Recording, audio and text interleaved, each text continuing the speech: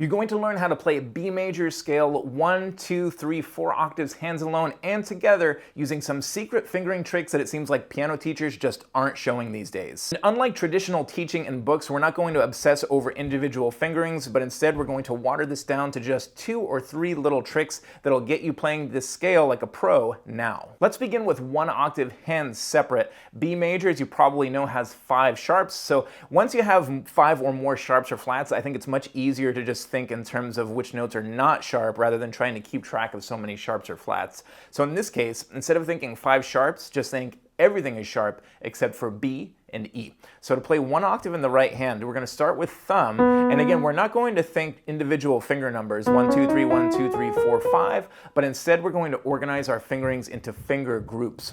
So whenever I say finger group, that's the number of fingers that you play before thumb goes under or a finger goes over, and that makes it so much easier. So for the right hand, you'll start with a group of 3, so that means you'll play the first 3 fingers, thumb goes under, and then you'll play group of 5.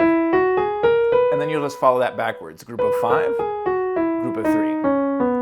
Left hand, same idea, but we're just going to flip it a little bit, and we're going to start with a different finger. We're going to start with the 4th finger. So begin with the 4th finger, and this will just be 2 groups of 4. It's actually a little bit easier. So group of 4, 4, 3, 2, 1, 4th finger crosses over for another group of 4. And then we just follow that back, group of 4, and then another group of 4.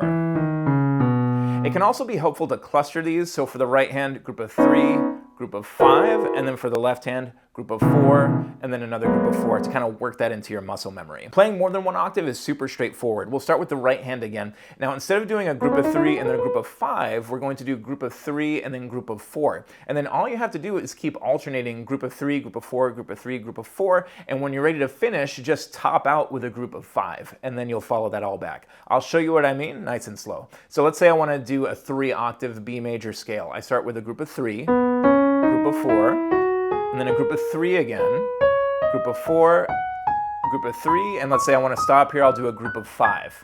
And then I just follow that back. Here's my group of 5, then 3, then 4, 3, 4, 3.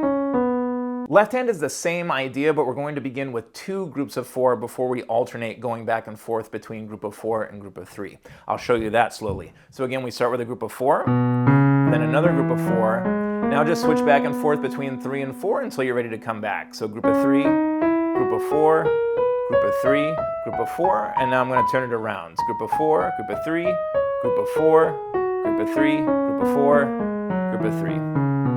And sometimes people get mixed up which white key to play when you have 2 white keys in a row. This is a little bit of a hack, but if you have this moment of not being sure which one to play, it's always going to be the white key on the left of those 2. So it's always going to be the E and the B. Now let's tackle hands together, and once I show you this trick, you're not going to believe how easy it is. So as always, when we play hands together scales, we want to focus on places where both hands are playing the same notes with the same fingers. So before we even try 1 octave hands together, I want you to practice putting these 2 fingers, 2s and 3s, on C sharp and D sharp like this.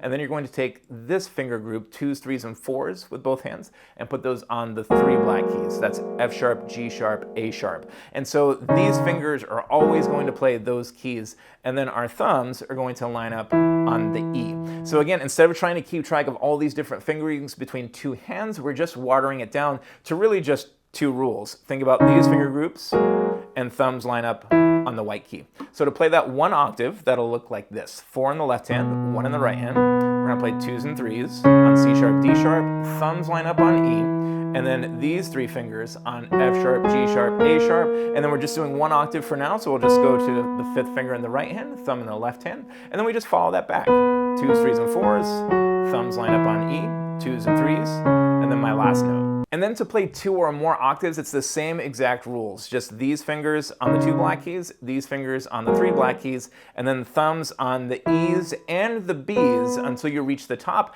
and that'll be the only point where you use the 5th finger in the right hand. So let's say I want to do 3 octaves. I start the same as my 1 octave. I have my 2s and 3s, thumbs, 2s, 3s, and 4s, thumbs, 2s and 3s, thumbs, 2s, 3s, and 4s. You see the pattern here?